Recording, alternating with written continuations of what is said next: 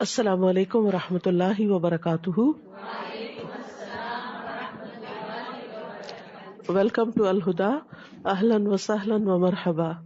اعوذ باللہ من الشیطان الرجیم. بسم اللہ الرحمن الرحیم.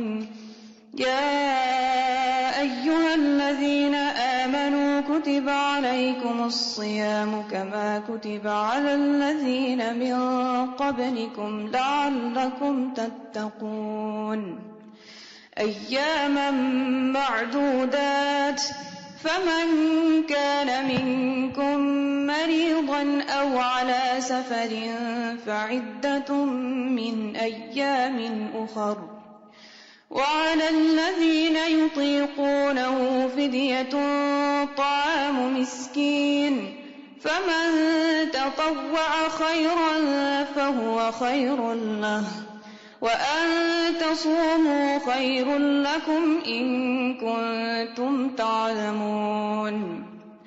شَهْرُ رَمَضَانَ الَّذِي أُنزِلَ فِيهِ الْقُرْآنُ هُدًى لِّلنَّاسِ وَبَيِّنَاتٍ مِّنَ الْهُدَى وَالْفُرْقَانِ فَمَن شَهِدَ مِنكُمُ الشَّهْرَ فَلْيَصُمْهُ ومن كان مريضا أو على سفر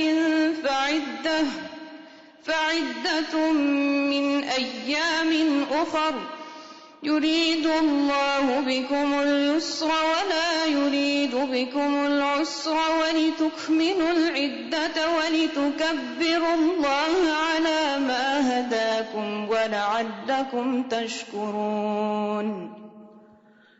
نحمده ونصلي على رسوله الكريم. اما بعد فاعوذ بالله من الشيطان الرجيم. بسم الله الرحمن الرحيم. رب اشرح لي صدري ويسر لي امري واحلل عقدة من لساني يفقهوا قولي. يا ايها الذين آمنوا، اے لوگو جو ایمان لائے ہو. اللہ رب العزت کائنات کا مالک، کائنات کا بادشاہ ایمان والوں سے خطاب کر رہا ہے، ہم سے مخاطب ہے، مجھ سے اور آپ سے، اور ہمیں بتا رہا ہے کہ کتب علیکم الصیام، تم پر روزے فرض کر دیے گئے ہیں. عربی میں لفظ صوم بھی استعمال ہوتا ہے اور صیام بھی استعمال ہوتا ہے. صوم کا تعلق عام طور پر چپ کے روزے سے ہوتا ہے، جس طرح حضرت مریم علیہ السلام کو اللہ تعالیٰ نے حکم دیا تھا، کلی وشربی، کھاؤ پیو اور اپنی آنکھیں ٹھنڈی کرو، اور اگر تم سے کوئی بات کرے تو اس سے کہو فلن اکلم اليوم انسیا، آج میں کسی سے بات نہیں کروں گی. انی نذرت للرحمن صوما فلن اکلم اليوم انسیا، آج میں نے رحمان کے لیے صوم کی نظر مانی ہے. تو صوم کہتے ہیں چپ کے روزے کو بنیادی طور پر، لیکن جب لفظ صیام استعمال ہوتا ہے تو اس کا تعلق کھانے پینے سے اور دیگر چیزوں سے بھی ہوتا ہے.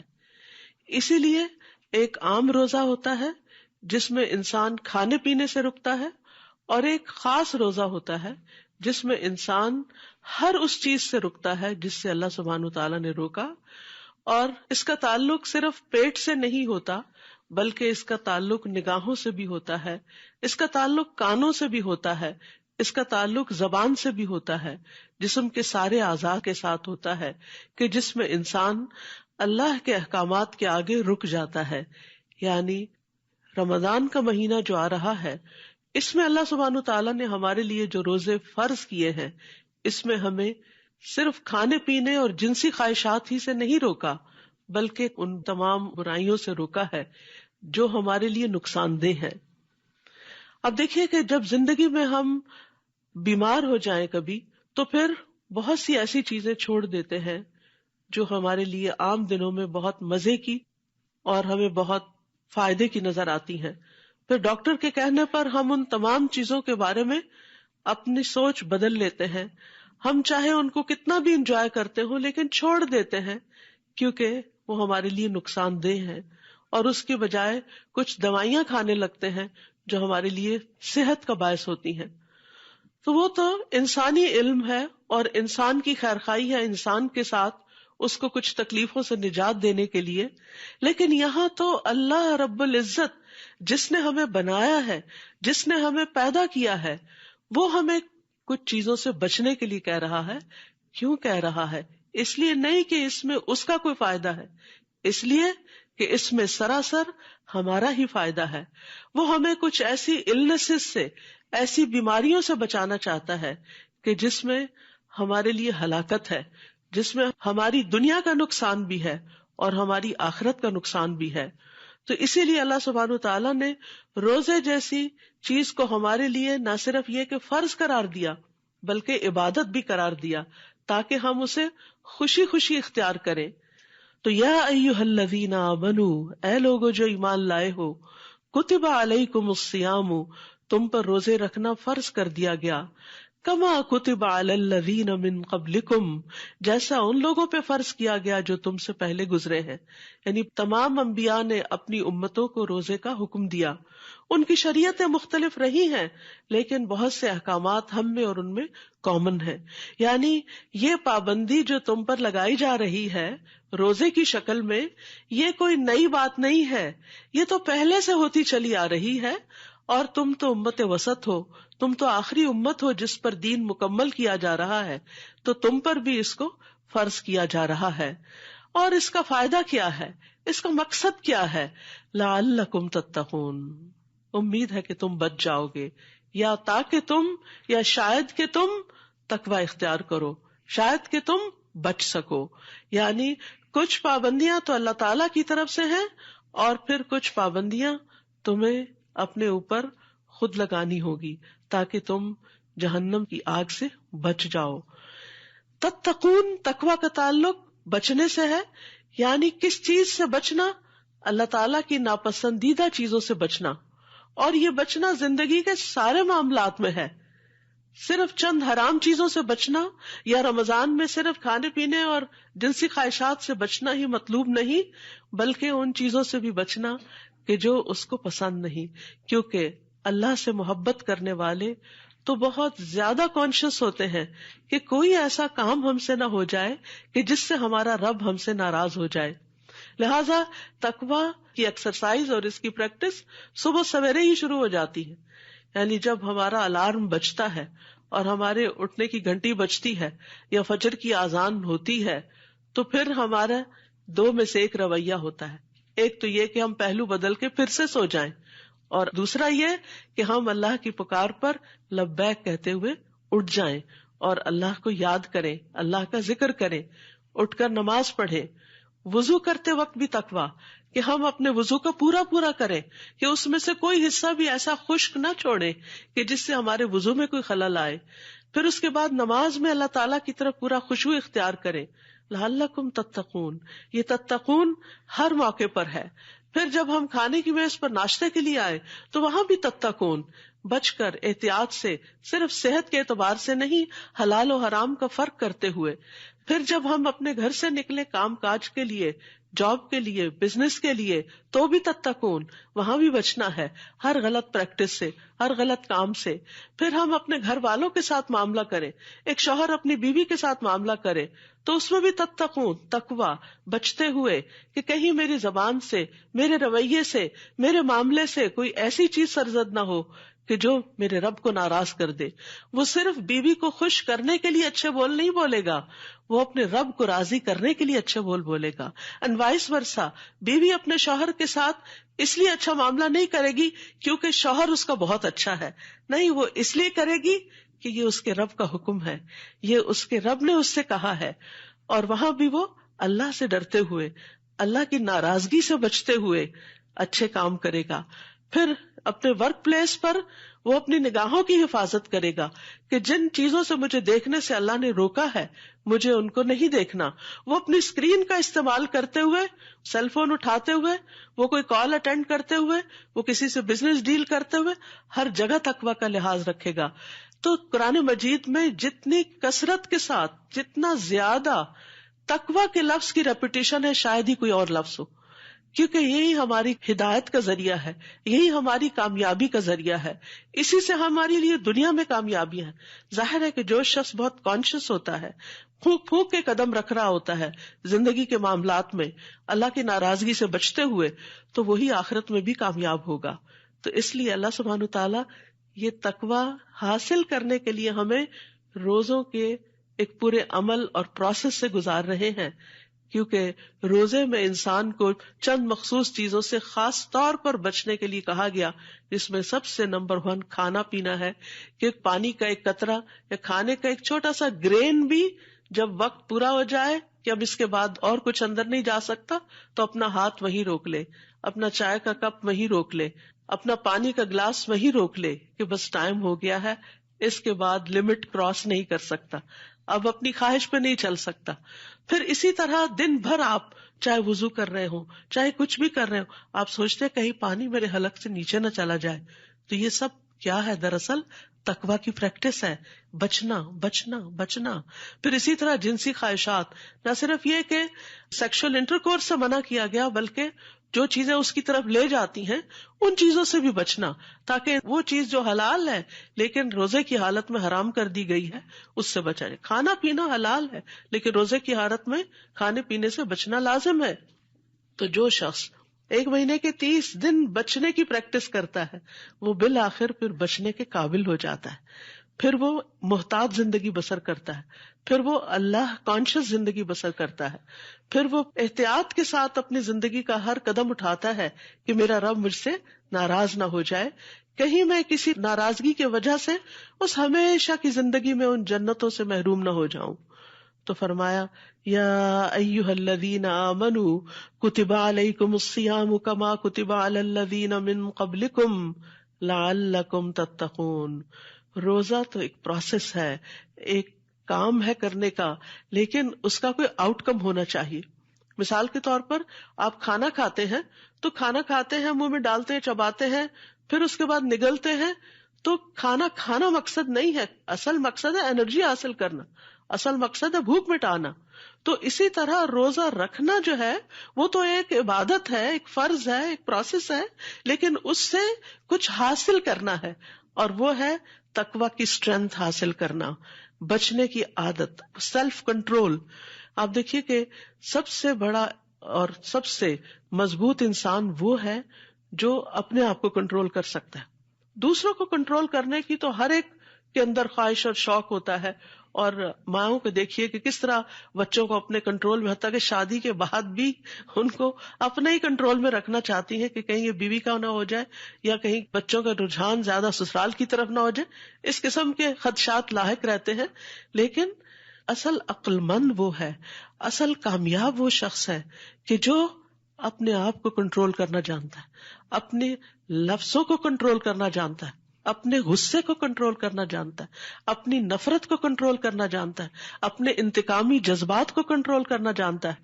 اور جو شخص اپنے اوپر کنٹرول کرنا نہیں جانتا وہ پھر کسی بھی کام کے قابل نہیں، وہ انسان بہت ہلکا ہے، وہ انسان بہت کمزور ہے۔ انسان کی اصل اسٹرینتھ اس میں ہے کہ انسان اپنے آپ کو اس چیز سے بچا لے کہ جو اس کے لیے ہلاکت خیز ہے۔ یاد رکھیے، آگ سے بڑھ کر، جہنم سے بڑھ کر ہلاکت خیز چیز کون سی ہو سکتی ہے؟ تو یہ روزہ دراصل ہمیں اس جہنم سے بچنے کے لیے ایک اسٹرینتھ دیتا ہے کہ تم اپنے آپ کو ان چیزوں سے روک لو۔ جیسے آپ گاڑی جب چلاتے ہیں تو آپ بریکس پر بھی پاؤں رکھے ہوئے ہوتے ہیں، اسٹیئرنگ بھی کنٹرول کیے ہوئے ہوتے ہیں، کیوں؟ تاکہ آپ ٹکر نہ مار دیں کسی کو۔ یا صرف یہی نہیں ہوتا کہ آپ نے دوسروں کو بچانا ہے، آپ اپنے آپ کو بھی بچا کے چل رہے ہوتے ہیں۔ تو بالکل روزے کی حالت میں بھی اسی طرح آپ اپنے آپ کو ایسی اٹریکٹیو چیزوں سے بچا رہے ہوتے ہیں جو آپ کو کمزور کر دیں، اور آپ دوسروں کو بھی بچا رہے ہوتے ہیں، نہ کسی سے جھگڑا کرتے ہیں اور نہ کسی کو کرنے دیتے ہیں۔ اسی لیے حدیث میں آتا ہے کہ جب کوئی تمہارے پاس تم سے جھگڑنے آئے تو تم کہہ دو کہ انی امرؤ صائم، کہ میں تو روزے سے ہوں، میں جھگڑ نہیں سکتا۔ تو اس لیے ہمیں رمضان کی تیاری کرتے ہوئے اصل چیز جو کی ورڈ ہمیں یاد رکھنا ہے وہ تقویٰ ہے، اللہ کے ڈر سے، اللہ کی ناراضگی کے کاموں سے بچنا، اللہ کی محبت میں اللہ کے پسندیدہ کاموں کو کرنا، اللہ کی خاطر اپنی نیند قربان کرنا، اللہ کی خاطر اپنی بھوک کنٹرول کرنا، اللہ کی خاطر اپنے جذبات کو کنٹرول کرنا، اور خصوصاً منفی جذبات کو کنٹرول کرنا. نہ صرف یہ کہ روزے سے فزیکل کلینزنگ ہوتی ہے، بلکہ اخلاقی اعتبار سے، روحانی اعتبار سے اور بہت سے اعتبارات سے انسان صاف ہو جاتا ہے، پاک ہو جاتا ہے، بچ جاتا ہے، ہلاکت میں پڑنے سے رک جاتا ہے. تو اس لیے رمضان کے لیے نمبر 1 گول، نمبر 1 ٹارگٹ تقوی ہے، اور تقوی صبر کے ساتھ آتا ہے. اسی لیے قرآن مجید میں آتا ہے انہ من یتقی ویصبر فان اللہ لا یضیع اجر المحسنین، کہ جو تقوی اختیار کرتا ہے اور جو صبر کرتا ہے تو یقیناً اللہ محسنین کا اجر ضائع نہیں کرتا، نیکوکاروں کا اجر اللہ ضائع نہیں کرتا. تو جتنا بھی آپ اس میں صبر کریں گے، کیونکہ آپ بچ نہیں سکتے نا اس وقت تک جب تک آپ کے اندر صبر نہ ہو. اسی لیے رمضان کو شہر الصبر بھی کہا گیا کہ یہ صبر کا مہینہ ہے. یعنی کوئی شخص آپ کو پرووک کر رہا ہے، کوئی شخص آپ پر ایسی بات کر رہا ہے کہ جس سے آپ ہرٹ ہو رہے ہیں، تو اب آپ کو جواب دینے سے کیا چیز روک رہی ہے کہ میں روزے سے ہوں، میں روزے سے ہوں. تو یہ وہی کر سکتا ہے جس کے اندر صبر ہوگا. تو روزہ ہمیں صبر بھی سکھاتا ہے. يا أيها الذين آمنوا كتب عليكم الصيام كما كتب على الذين من قبلكم لعلكم تتقون. پھر آپ دیکھیے کہ انسان کی نیچر میں ہے یہ بات کہ وہ اپنے اوپر پابندیاں برداشت نہیں کرتا، اور اس کو ایک عرصے تک اپنے آپ کو ایک پابندی میں رکھنا مشکل کام لگتا ہے. تو اسی لیے اللہ سبحانہ و تعالیٰ فرماتے ہیں ایام معدودات، گنتی کے چند دن ہیں، گنے چنے چند دن ہیں. تو انسان کی نیچر میں یہ چیز ہے کہ وہ پابندی برداشت نہیں کرتا، اور پابندی سے اس کو گھٹن ہونے لگتی ہے، اسے گھٹن ہونے لگتی ہے کہ کب میں اس سے باہر نکلوں گا. آپ دیکھیں ویسے آپ چلتے پھرتے رہے، آتے جاتے رہے، کچھ نہیں ہوتا، لیکن جب آپ گاڑی میں بیٹھ جاتے ہیں تو پھر آپ کا کیا دل ہوتا ہے کہ کب باہر نکلیں گے. آپ لفٹ پہ سوار ہوتے ہیں تو آپ کو کیا ہوتا ہے کب دروازہ کھلے گا، کب باہر نکلیں گے. تو یہ انسان کی نیچر ہے کہ اس کو تنگی اور گھٹن اور پابندی اور ریسٹرکشن یہ چیزیں پسند نہیں ہوتی.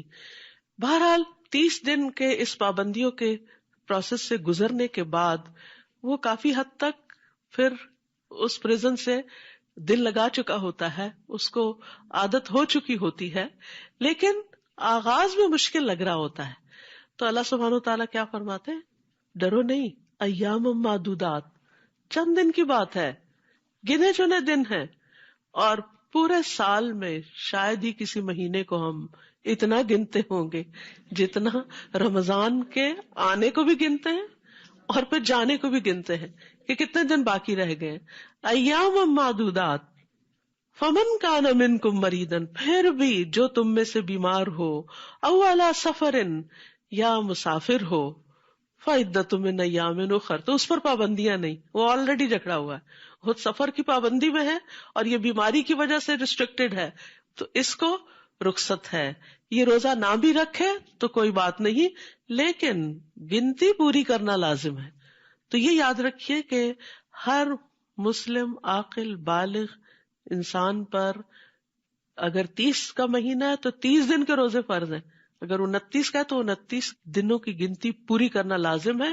رمضان میں پوری ہو جائے تو بہت ہی اچھا، ایک پورا ماحول ہوتا ہے، ایک موسم ہوتا ہے، آسان ہوتا ہے سب کے ساتھ مل کے روزہ رکھنا. لیکن اگر بیماری کی وجہ سے نہیں رکھ سکے تو بعد میں جتنا جلدی ہو اپنے روزوں کی گنتی کو پورا کر لیا جائے. 4 چھوڑے ہیں تو 4 قضا رکھ لیں، 10 چھوڑے ہیں تو 10 قضا رکھ لیں. وَعَلَى الَّذِينَ يُطِيقُونَهُ، اور وہ لوگ جو اس کی طاقت رکھتے ہوں. اس کے 2 معنی کیے گئے ہیں. ایک یہ کہ یہ آیت شروع میں نازل ہوئی تھی جب ابھی لوگوں کو پوری طرح ان پابندیوں کی عادت نہیں تھی، تو اس وقت ایک آپشن دی گئی تھی کہ اگر طاقت رکھتے بھی ہیں روزہ رکھنے کی، پھر روزہ نہیں رکھتے، فدیہ تو طعام مسکین، تو وہ مسکین کو ایک کھانا کھلا دیں. فمن تطوع خیرا فہو خیر اللہ، اور جو خوشی سے نیکی کرے گا وہ اس کے لیے بہتر ہے. وَأَن تَصُومُوا خَيْرٌ لَكُمْ، اور یہ کہ تم روزہ رکھو یہی تمہارے لیے بہتر ہے. ان کنتم تعلمون، اگر تم جانتے ہو. کیا جانتے ہو؟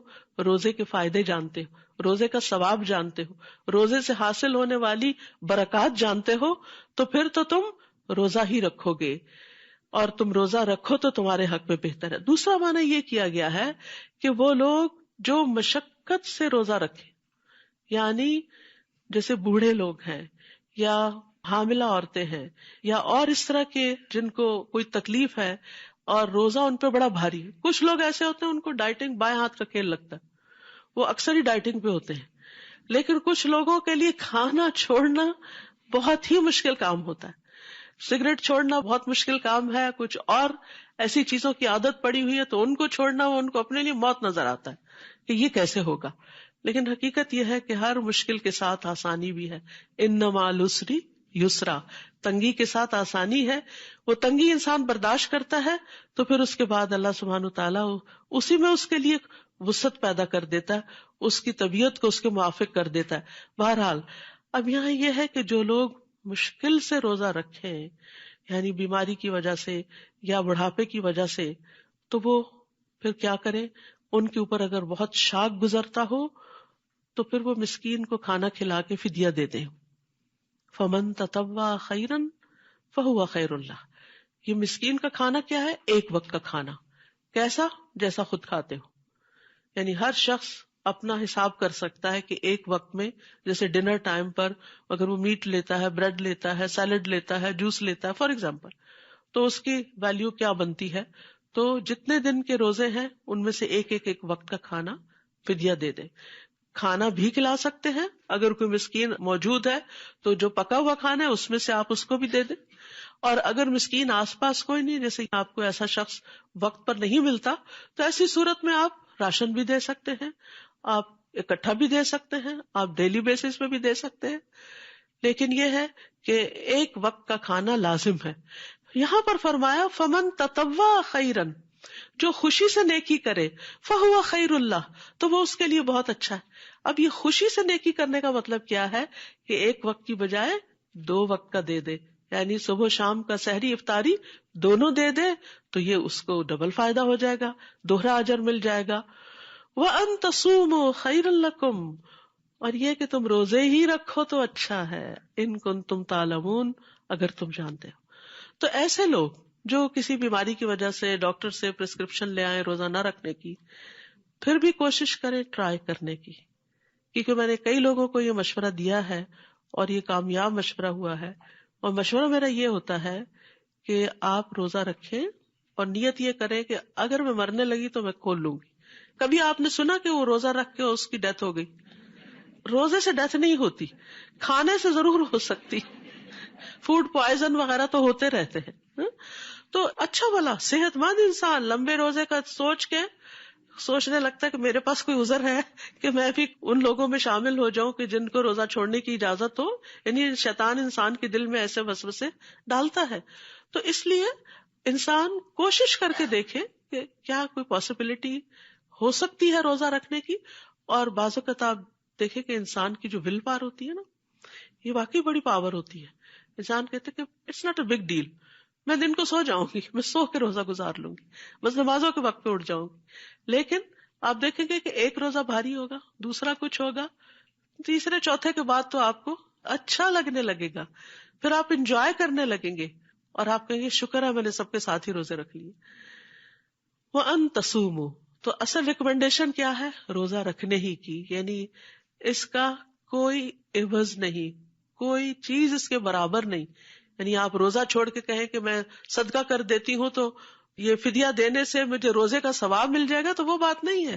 یعنی وہ روزے کے برابر نہیں ہے. ہاں تمہارا جو فرض ہے اس کا مداوع ہو جائے گا یا وہ ادا ہو جائے گا، یعنی اس کی کچھ کمپنسیشن ہو جائے گی. لیکن روزے سے ملنے والے جو فائدے اور ثواب اور خیر و بھلائی حاصل ہونے والی ہے وہ تو پھر روزے سے ہی حاصل ہو سکتی ہے، اس کا کوئی آلٹرنیٹ ہے ہی نہیں. ایاما معدودات فمن كان منكم مريضا أو على سفر فعدة من أيام أخر وعلى الذين يطيقونه فدية طعام مسكين فمن تطوع خيرا فهو خير له وأن تصوموا خير لكم إن كنتم تعلمون. اب دیکھیے ایک ہی آیت میں 3 دفعہ خیر کا لفظ آیا. تو بہرحال روزہ یا روزے کا فدیہ خیر ہی خیر ہے، خیر ہی خیر ہے. یعنی ان سب چیزوں میں تمہارے لیے بھلائی ہی بھلائی ہے، فائدہ ہی فائدہ، کامیابی ہی کامیابی ہے. پھر فرمایا شہر رمضان الذی انزل فیہ القرآن، رمضان وہ مہینہ ہے جس میں قرآن اتارا گیا ہے. یعنی رمضان میں روزے کیوں فرض کیے گئے؟ تاکہ قرآن جیسی نعمت پر شکر ادا کر سکو. حقیقت یہ ہے کہ قرآن جیسی کوئی چیز نہیں. یعنی اس معنی میں کہ باقی تمام چیزیں جو ہیں وہ اللہ کی مخلوق ہے. آسمان بہت بڑا ہے، اللہ کی کریشن ہے. زمین اللہ کی کریشن ہے. پہاڑ، درخت، انسان، جانور، حیوانات، پرند چرند، یہ سب اللہ کی کریشن ہے. سونا، چاندی، جو بھی انسان کو چیزیں بہت اٹریکٹ کرتی ہیں، یہ ساری اللہ کی کریشن ہے. لیکن ان میں سے سب سے بہترین چیز اللہ کا کلام قرآن ہے. قرآن جو ہے ایک مبارک کتاب ہے، برکتوں والی ہے. اللہ تعالیٰ فرماتے کتاب انزلناہ الیک مبارک، یہ ایک کتاب جو ہم نے آپ کی طرف اتاری ہے بہت بابرکت ہے. کیوں اتاری ہے؟ لیدبروا آیاتہ، تاکہ لوگ اس کی آیات میں تدبر کریں، غور و فکر کریں. ولیتذکر اولو الالباب، اور عقل مند اس سے نصیحت حاصل کریں. تو یہ بابرکت کتاب بابرکت مہینے میں، بابرکت رات میں، بابرکت شہر میں، انبیاء کے سردار محمد صلی اللہ علیہ وسلم پر اور بہترین امت محمد صلی اللہ علیہ وسلم پر نازل ہوئی. تو یہ رمضان کی لیلۃ القدر میں نازل ہوئی. انا انزلناہ فی لیلۃ القدر وما ادراک ما لیلۃ القدر لیلۃ القدر خیر من الف شہر. لیلۃ القدر میں جو نازل ہوئی، تمہیں کیا پتا کہ وہ لیلۃ القدر کیا ہے؟ وہ 1000 مہینوں سے زیادہ بہتر ہے. تو جس قرآن کے نزول کی وجہ سے ایک رات کو اتنا بڑا مقام ملا، اس مہینے کو مہینوں کا سردار قرار دیا گیا اس قرآن کی وجہ سے. سوچے پر اس قرآن کی عظمت کیا ہوگی، اس قرآن کی فضیلت کیا ہوگی، اس قرآن کی برکت کیا ہوگی، اس قرآن کے ساتھ ملنے والی رحمتیں کیا ہوں گی. تو اس لیے ہم سب کو اس بارے میں سوچنا چاہیے کہ ہم اس رمضان میں قرآن کے ساتھ کیسا تعلق قائم کر سکتے ہیں. شہر رمضان الذی انزل فیہ القرآن. تو اگر رمضان میں قرآن نازل ہوا ہے تو رمضان میں ہی یہ قرآن دلوں پہ نازل ہوتا ہے. عام دنوں میں بھی آپ قرآن سے بھرپور فائدہ اٹھاتے ہیں، لیکن جو فائدہ رمضان میں قرآن کے ساتھ ملتا ہے وہ عام دنوں میں آپ محسوس نہیں کرتے. اس لیے رمضان میں قرآن کے ساتھ زیادہ سے زیادہ تعلق قائم کرنے کی ضرورت ہے. تراویح میں، قیام اللیل میں، دن میں اس کا ناظرہ تلاوت کر کے، اس کو سمجھ کر پڑھ کے، کیونکہ باقی سب بھی فائدے کی چیز ہے، لیکن اصل میں قرآن کا فائدہ اس وقت ہوتا ہے جب انسان اس کو سمجھتا ہے، جب انسان کو پتہ چلتا ہے کہ اس کے اندر کیسے کیسے ہیرے جواہرات ہیں، میری زندگی کے کیسے کیسے مسائل کا حل ہے، کیسی کیسی برکتیں اور کیسی کیسی رحمتیں اللہ نے اس کے ذریعے بندوں کو عطا کی ہیں. تو اس لیے بہت ضروری ہے کہ ہم رمضان کے مہینے میں قرآن سے بھرپور فائدہ اٹھائیں، کیونکہ یہاں پر آپ دیکھیے کہ قرآن کیوں اتارا گیا، مقصد بتا دیا گیا، ہدی للناس، یہ تمام انسانوں کی ہدایت کے لیے آیا ہے. اور کسی بھی چیز سے گائیڈنس کب لی جاتی ہے؟ اب مثال کے طور پر آپ کی اگر گاڑی میں اچھے سے اچھا GPS ہے، اچھے سے اچھا آپ کو میپ پلان ہے، لیکن اگر آپ اس کو آن نہیں کرتے، اور اگر آن بھی کر دیتے ہیں اس کے ساتھ وائس نہیں آن کرتے، تو پھر کیا ہوتا ہے؟ آپ بعض اوقات صرف نقشہ دیکھ کے بھی نہیں پہنچتے. آپ کو جب وہ بتاتی رہتی ہے، مسلسل انسٹرکشن ملتی رہتی ہے، ٹرن رائٹ، ٹرن لیفٹ، اتنے 100 میٹر پہ اتنے کرے، یہ کرے وہ کرے، تو پھر آپ کو کتنی آسانی ہو جاتی، پھر آپ صحیح منزل پہ پہنچ جاتے ہیں. ورنہ بعض اوقات نقشہ بھی سامنے رکھا ہوتا ہے، سنتے نہیں، سمجھتے نہیں، تو ایک موڑ غلط کاٹ کے کہیں سے کہیں پہنچ جاتے، بھٹکتے پھرتے. اور آپ کو پتا ہے کہ بھٹکنا کتنا تکلیف دہ ہوتا ہے. ہو سکتا ہے آپ میں سے کوئی یہاں آتے ہوئے رستہ بھٹکا ہو اور اس کا وقت ضرورت سے زائد لگ گیا ہو، تو انسان کو کتنی تکلیف ہوتی ہے. تو اس زندگی میں بھی ہر انسان کے ذہن میں بے پناہ سوالات ہوتے ہیں، کنفیوژن ہوتی ہیں. اپنی زندگی کے بارے میں انسان کہتا ہے میرے ساتھ ایسا کیوں ہو گیا، یہ ایسا کیوں ہے، یہ ویسا کیوں ہے، میرے ساتھ یہ مسائل کیوں پیش آ رہے ہیں، میرے ہی بچے ایسے کیوں ہیں، میرا ہی ہسبینڈ ایسا کیوں ہے، یہ کیوں ہو رہا ہے. ان سارے سوالات کے جواب آپ کے پیدا کرنے والے کے سوا آپ کو کون دے سکتا ہے؟ وہ صرف آپ کا رب ہی آپ کو بتا سکتا ہے. آپ انسانوں کے پاس کاؤنسلنگ کے لیے جاتے ہیں، ایک کے پاس جاتے ہیں وہ آپ کو ایک مشورہ دیتا ہے، دوسرے کے پاس جاتے ہیں وہ آپ کو کوئی اور دیتا ہے، دوست سے بات کرتے ہیں وہ کوئی اور ہی کہانی بتاتی، اماں سے بات کرتے ہیں وہ کوئی اور نصیحت کرتی. انسان حیران پریشان ہو کے سوچتا ہے کس کی بات مانوں کس کی نہ مانوں. ہیں تو یہ سارے میرے پیارے اور بہت اچھے سہارے، لیکن یاد رکھیے ہم سے ہمارے خالق سے بڑھ کر کوئی پیار نہیں کرتا، اس سے بڑھ کر ہمارا کوئی خیر خواہ نہیں. اسی لیے اس نے اپنی محبت اور اپنی خیر خواہی کا ثبوت دیتے ہوئے ہمیں یہ کتاب دی ہے تاکہ ہم اس سے گائیڈنس حاصل کریں. اسی لیے قرآن کے شروع میں ہی اللہ تعالیٰ فرماتے ہیں ذالک الکتاب لا ریب فیہ ھدی للمتقین، یہ کتاب جس میں کوئی شک نہیں، یہ ہدایت کے لیے آئی. لیکن کس کو ہدایت دے گی؟ متقی لوگ. اب آپ دیکھیے کہ رمضان اور تقوی اور ہدایت اور تقوی، روزے سے آپ کو کیا ملے گا؟ تقوی ملے گا، اور پھر قرآن سے آپ کو گائیڈنس ملے گی، اور یہ گائیڈنس آپ کو رمضان میں زیادہ ملے گی جب آپ تقوی کی حالت میں ہوں گے یا تقوی اٹین کر رہے ہوں گے. تو یہاں پر اللہ تعالیٰ فرماتے ہیں ھدی للناس وبینات من الھدی والفرقان، اور اس میں کلیئر پروفس ہیں، واضح دلائل ہیں. یعنی ایسا نہیں کہ صرف ایک مبہم سی کوئی گائیڈ لائن دی جا رہی ہے، اس سے پورے دلائل کے ساتھ آپ کو بات سمجھائی جائے گی کہ ہدایت کس کو کہتے ہیں اور کس معاملے میں انسان کو کیا رویہ اختیار کرنا چاہیے. اور فرقان فرق کرنے سے ہے، یعنی جس میں انسان اچھے اور برے، حلال اور حرام، جائز اور ناجائز، صحیح اور غلط میں تمیز کر سکتا ہے، یعنی فرق کر سکتا ہے. انسان کو واضح طور پر پتہ چل جاتا ہے. یہ قرآن ایک نور ہے، ایک روشنی ہے کہ جس سے آپ کو پتہ چلتا ہے کہ آپ کو کیا کرنا چاہیے اور کیا نہیں کرنا چاہیے، کیا چیز آپ کے فائدے کی ہے اور کیا چیز آپ کے لیے نقصان دہ ہے. فمن شہد منکم الشہر فلیصم، پھر وہی دوبارہ بات کی گئی. تو جس کو یہ مہینہ ملے، جو اس مہینے کو پائے، جس کی زندگی میں رمضان آ جائے، اسے چاہیے کہ روزے رکھے. تو اس سے پتہ چلتا ہے کہ رمضان میں سب سے اہم ترین عبادت روزہ ہے. یعنی آپ چاہے دن بھر قرآن پڑھتے رہے اور رات بھر قیام کرتے رہے لیکن روزہ نہ رکھے تو بات نہیں بنے گی. قرآن کا فائدہ، دعا کا فائدہ، صدقہ خیرات کا فائدہ، ہر چیز کا فائدہ روزے کے ساتھ ہے.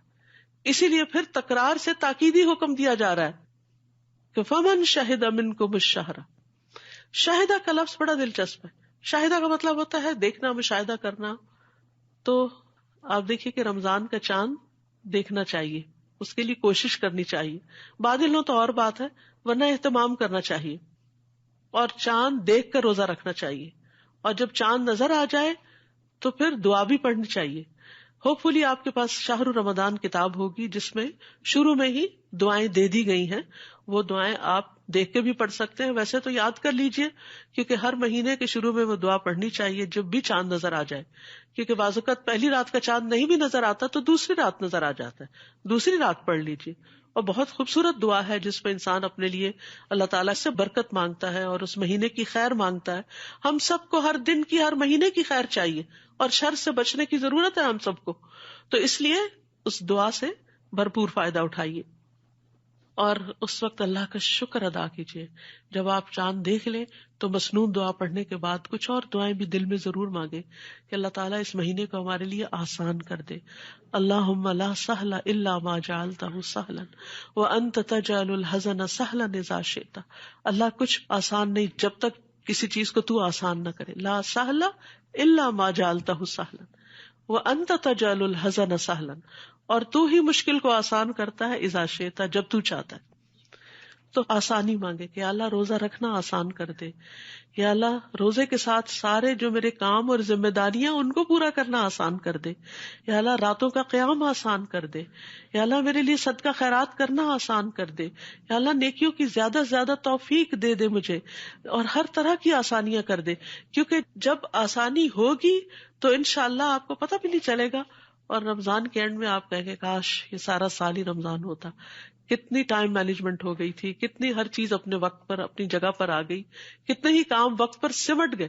کیونکہ ویسے تو ہم کھانے کی بیس پہ بیٹھتے ہیں تو اٹھتے ہی ٹائم لگا دیتے ہیں، لیکن رمضان میں جب ڈنر کرتے ہیں تو کیا ہوتا ہے، تراویح کے لیے جانا ہے، جلدی کرو، بس کرو، ختم کرو، بس اتنے بجے ٹائم ختم، اور اس کے بعد آپ چیزیں سمیٹ دیتے ہیں. سحری کے وقت آپ سحری کھا رہے ہیں، بس ٹائم ہو رہا ہے، ختم کر دو یہاں پر.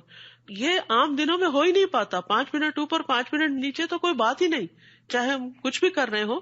اور جو خواتین ماشاءاللہ آرام سے گھروں میں رہتی ہیں ان کے تو ویسے ہی پھر موج ہوتی ہے، جتنا چاہیں ٹائم لمبا کر لیں، ایک چائے کا کپ چاہے آدھے گھنٹے میں پیئیں، اور وہ ختم ہو تو ایک اور بنا کے پینا شروع کر دیں. اپنی آزادی ہے، اپنی دنیا ہے، جو چاہے کریں. تو رمضان میں یہ ساری چونکہ ہماری اپنی ہی عادتیں کنٹرول ہو جاتی ہیں تو بہت سارا وقت بچ جاتا ہے، اس میں بہت ساری نیکیاں کمانے کا موقع مل جاتا ہے، اس میں بہت کچھ سیکھنے کا وقت مل جاتا ہے، عبادت کا وقت مل جاتا ہے، تلاوت کا وقت مل جاتا ہے.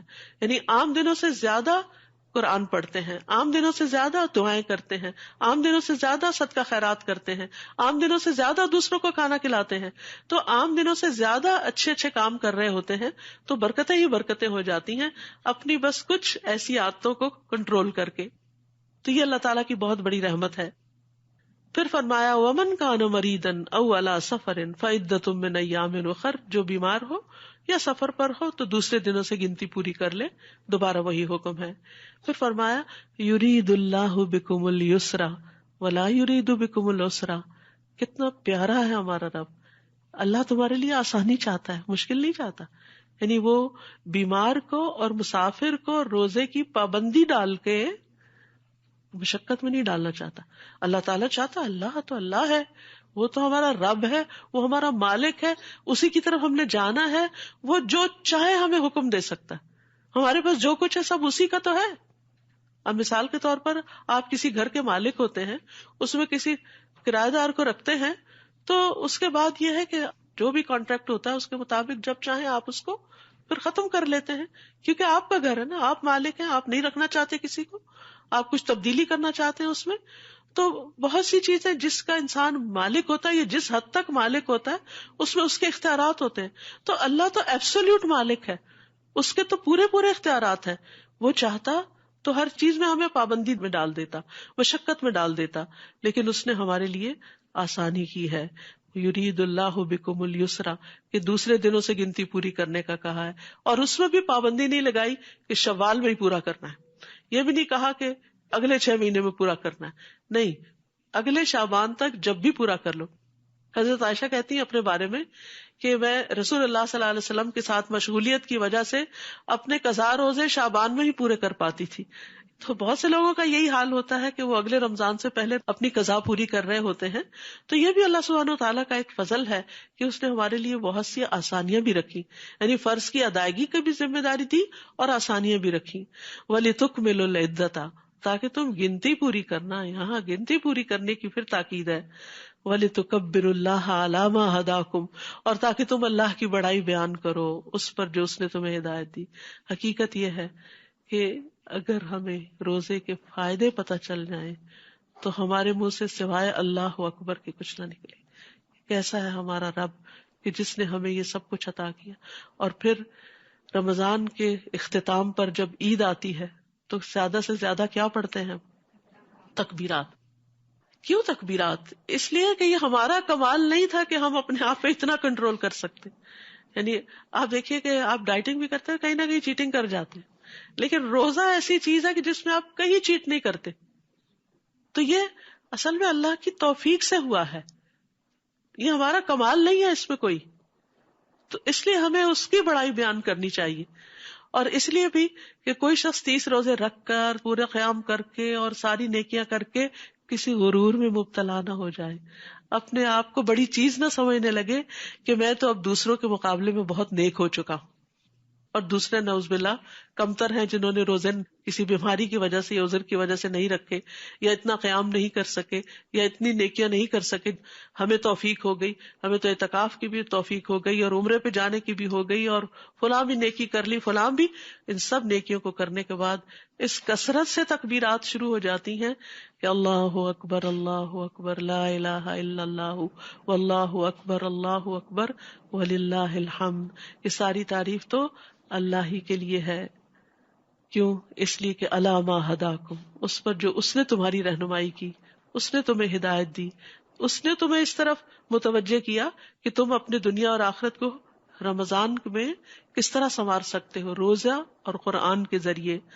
وَلَعَلَّكُمْ تَشْكُرُونَ، اور تاکہ تم شکر ادا کرو، یعنی نیکی کی توفیق پر بھی شکر، قرآن کے نزول پر بھی شکر، ہدایت کے ملنے پر بھی شکر، اور پھر ہر لمحے بھوک پیاس کاٹ کر بھی نعمتوں پر شکر.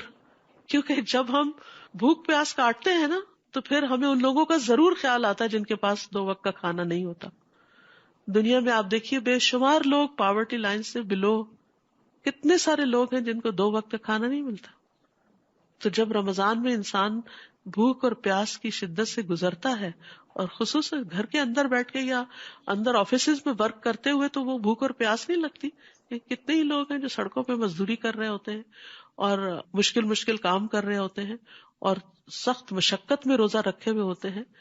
آپ نے کبھی مشاہدہ کیا ہوگا جن لوگوں کا گاؤں وغیرہ سے تعلق ہے کہ جہاں پر نہ ایئر کنڈیشنرز ہوتے ہیں، بعض اوقات بجلی نہیں ہوتی، بعض اوقات پنکھا ہی نہیں ہوتا، اور بعض اوقات ٹھنڈی چھاؤں بھی نہیں ہوتی، کیونکہ اتنی لو چل رہی ہوتی ہے کہ انسان کے لیے واقعی روزہ رکھنا مشکل ہوتا ہے.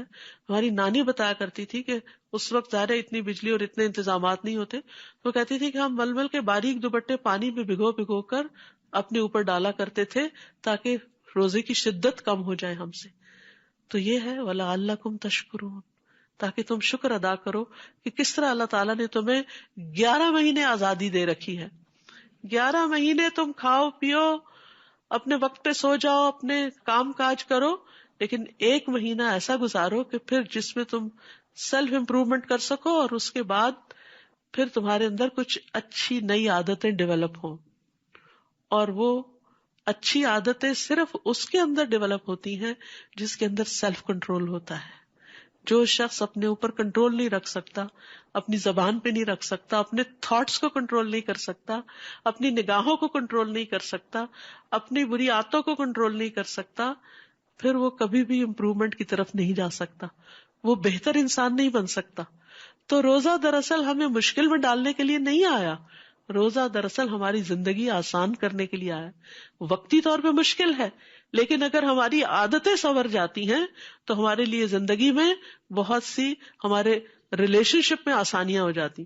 مثلاً آپ دیکھیے، ہم میں سے کون ایسا ہوگا جس کا یہ دل نہ چاہتا ہو کہ مجھے تہجد پڑھنے کی عادت ہو جائے.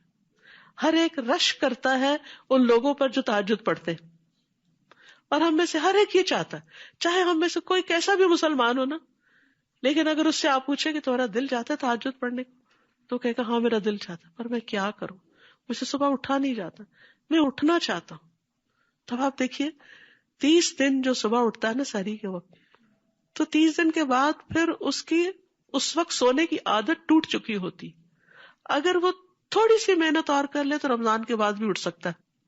اور رمضان کے بعد شوال میں جو 6 روزے اور آتے ہیں تو 6 دن اور پھر اٹھتا ہے سحری کے لیے، کیونکہ سحری بابرکت کھانا ہے، تو پھر اس کو تہجد کی عادت ہو سکتی ہے.